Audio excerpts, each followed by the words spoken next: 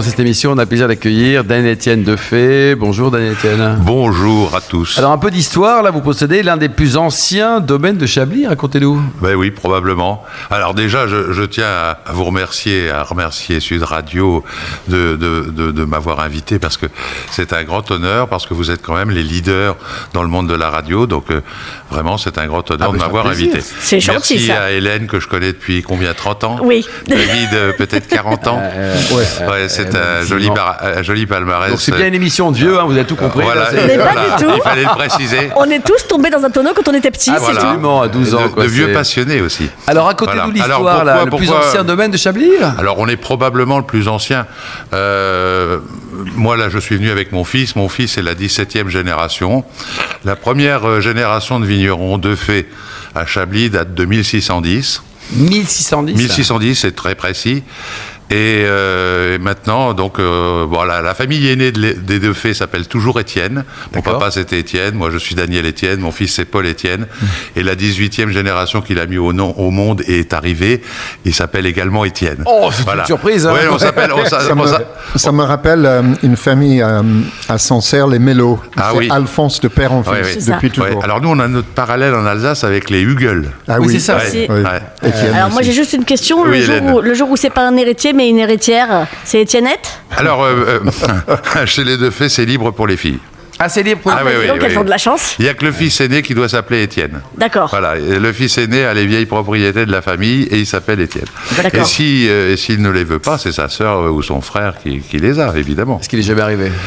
Ce qui arrive rarement. Ouais. Combien d'hectares vous avez au total alors? Alors, on a 30 hectares. 30 hectares essentiellement dans les meilleurs crus de Chablis, puisque nous, on est un domaine historique, mais un peu plus qu'un domaine historique. On a les crus historiques, à savoir l'intégralité du clos monastique des moines cisterciens. Ils ont fait le clos Vougeot à Vougeot. Ils ont fait la même chose à Chablis, ça s'appelle le clos des moines, mais c'est en côte de Lecher. La différence avec le clos Vougeot, c'est qu'il y a 87 propriétaires et à Chablis, il n'y en a qu'un. C'est un petit peu moins cher aussi. Il est devant vous. Il est un peu plus petit aussi. Bah, il a bon ventre quand même. Propriétaire. Et il est un peu plus petit, vous avez raison, bravo David. Et sinon, on a la vigne des rois de France, qui n'appartenait pas au duché de Bourgogne, mais qui était propriété royale. Tous les rois de France, jusqu'à celui qui a perdu sa tête, a bu le vin de cette vigne. Ça s'appelle le Chablis Premier Cru l'Hélice. On a l'intégralité de la vigne royale. Et puis, le troisième cru très célèbre que nous avons, c'est le premier cru Vaillon. Alors, Vaillon sans S, parce que c'est le vrai Vaillon. Et ça, c'était la propriété des seigneurs de Chablis, qui avaient le château de Chablis, que j'ai aussi. Voilà, donc les seigneurs de Chablis ont régné, je crois, pendant 7 siècles sur Chablis. Ça s'appelait les Milles de Noyères. Et ils ont donné leur nom à Milly, qui est juste au-dessus de Chablis, David y connaît. Et parce que les seigneurs n'habitaient pas dans la vallée, ils habitaient sur le mont. Oui, c'était les gueux dans la vallée. Hein. Et c'était exactement ce qu'ils bien disaient. sûr, j'ai eu pas de copains dans la vallée. Eux qui ont interdit l'imposition de feux signalétique à Chablis. Ah oui. Il n'y a pas de feu rouge à Chablis. Est-ce qu'elle est bonne, la truffe? La truffe de Bourgogne, elle est de la truffe de chez vous? Il y a des marchés aux truffes? Oui, alors écoutez, moi je suis un gourmand de la truffe du Tricastin, donc je ne vais pas dire du mal de la truffe de Bourgogne, bien entendu, mais bon, c'est une truffe d'été. Voilà. Un truc sympa, quoi. Oui, ça donne du croquant. Allez, Hélène, on revient au vin. On revient au vin et à la Révolution, parce qu'il y a une histoire qu'il faut absolument raconter. Tout à l'heure, Daniel Étienne parlait du domaine d'Hélice, enfin du clos d'Hélice, et des rois de France qui avaient tous bu ce vin. Moi, je veux parler du raccourcissement de votre nom nécessaire à la Révolution. Pas du raccourcissement du roi. Non, justement, mais ça a failli. C'est-à-dire qu'elle est marrante, Hélène. Hein. Alors en fait, Hélène, c'est parce que avant la Révolution, notre nom ne tenait pas sur l'étiquette. J'adore l'histoire. Et c'est l'imprimeur qui vous aurait dit, qui aurait dit à votre arrière-grand-père, vous n'étiez pas tout à fait là, qui aurait dit il faut raccourcir, sinon ça ne tiendra pas sur la bouteille. Alors notre et ancien finalement, nom ça vous a rendu Étienne service. Paul du Gers de la Croix de Fay.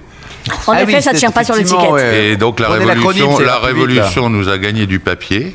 C'est très écologique et c'est tendance. Et elle nous a sauvé la tête, surtout. C'est ça, parce qu'avec autant de particules, là, c'était sûr, vous y passiez. Voilà. Donc merci l'imprimeur. On était chevalier de Jérusalem et chevalier de Compostelle. Voilà. Ça faut mettre en tout petit sur l'étiquette. Hein. Bah oui, on fait attention. Bon, alors racontez-nous là, chez vous c'est super, c'est génial, mais ça gèle tout le temps là. Mais d'ailleurs, qu'est-ce qui se passe d'abord? Ça gèle pas aujourd'hui. D'ailleurs, notre vin est si cher pour cela parce qu'il n'y en a pas. Non, c'est une blague. Mais c'est dramatique pour vous. Vous avez des alors, les grands terroirs, cher ami, les grands terroirs n'étaient pas dans les fonds de vallée. Et je me rappelle encore, quand j'avais 7 ans, mon grand-père me disait, tu sais, ça va te coûter 10 fois plus cher d'acheter en haut. Mais c'est les terroirs historiques, ça gèle pas et ça fait du vin même quand ça gèle. Le bon sens. Voilà. Et il me disait aussi, tu vois là, ça s'appelle Grand Cru. Surtout, même si on te le donne un jour, tu ne l'acceptes pas. Et j'ai dit, pourquoi, papy? Il dit, quand la neige fond pas, les raisins mûrissent pas. Voilà. En fait, dans l'histoire d'une famille, bon, j'ai fait des études, j'ai 5 diplômes d'ingénieur, etc. Mais ça sert à rien. Les conseils d'un grand-père sont beaucoup plus importants. C'est empirique. Parce qu'ils nous apprennent la terre et même la délimitation de la terre. Et on apprend, en fait, à savoir ce qui est beau et la genèse qu'on doit cultiver et protéger. Bon, ça c'est vous laissez bosser votre fils ou vous êtes tout le temps présent un peu comme il y a des gens sympas qui laissent jamais la place à leur fils. Alors oui, vous voyez, je l'ai même invité avec moi pour la bonne et simple raison. Micro, quand même, pour la bonne et simple raison que je ne devrais pas le dire parce qu'on adore que son Dieu, mais j'adore mon fils. Pourquoi je l'adore? Parce que ce petit lapin, il travaille 85 heures par semaine, comme son papa et sa maman l'ont fait, et moi j'ai du respect pour le travail. Alors je précise que le petit lapin a 30 ans, hein, quand même. Exactement. C'est un joli petit lapin déjà, vous voyez. C'est un bon lapin. On n'est pas sur le perdreau de l'année, je veux dire. Alors on parle un peu de Chablis. Chablis, vous avez que du blanc. Ah non, on a un petit monopole, on a la seule vigne de rouge de Chablis. Ah oui. Oui, c'est un monopole, mais qui s'appelle Bourgogne Rouge, parce qu'on n'a pas le droit à l'appellation Chablis. Et c'est une vigne qui a été plantée en 1900 par le grand-père de mon grand-père, c'est-à-dire mon arrière-arrière-grand-père. Elle n'est pas grande, elle fait 46 arts, et on fait... parfois 1000 bouteilles, 1200, la margotée. En pinot noir, je suppose. Alors c'est un peu un pinot noir assez rare avec des tout petits grains. On fait très peu de bouteilles par an. Bon, c'est un petit monopole qu'on laisse pour uniquement nos visiteurs qui viennent à notre cave de Chablis. Le pinot noir fin. Oui, mais c'est pas le pinot fin. Non, c'est un pinot noir à petits grains. Ah oui. Et ça se trouve plus. Voilà. Alors chaque année, je dis à mon fils, surtout pense à faire des greffons pour qu'on ait toujours, cette répétition de l'histoire. Moi, j'aime beaucoup l'histoire. C'est comme l'hôtel de ma fille. Je lui ai fait un verger avec les 120 plus vieux arbres fruitiers qu'on trouvait en Bourgogne autrefois. Parce que si on ne garde pas ce patrimoine historique, on va tout perdre. Voilà, il faut garder. Où est votre hôtel? À Chablis. À Chablis. Oui. Il y a combien d'hôtels à Chablis d'ailleurs? Il y en a 3, mais on a le plus gros. Le meilleur ou le plus gros? On a le meilleur rapport qualité-prix. Ça, c'est pas mal répondu. Allez, on parle du vin un petit peu. Alors, donc, je précise aussi qu'à Chablis, ils ont aussi un super resto très sympa. Le Machon Vigneron, j'adore. Merci beaucoup, Hélène. Voilà. Mais on a un magnifique restaurant. Parce qu'en fait, en 1985, j'ai dit à mon papa, le métier de vigneron ne peut plus aller tout seul. Et j'ai inventé un mot qui maintenant est très usagé, je dirais, qui s'appelait le no-tourisme. J'ai été le premier à utiliser ce mot-là en France. Et le no-tourisme, pour moi, c'était boire, bien entendu, c'est mon métier. Avec modération. Avec modération, absolument. Mais je dirais avec sagesse. Avec des copains surtout. Avec des amis.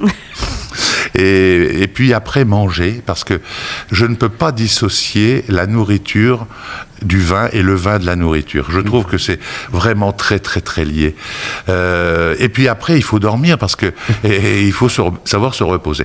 Donc j'ai voulu mettre ça en place. Mon papa était contre. Il était contre? Oui, il avait peur que je faille. Et il me disait, tu sais, si Adefé fait faillite, ça serait vraiment une catastrophe. Et tu me fais peur à investir autant, parce que c'est évidemment de l'investissement.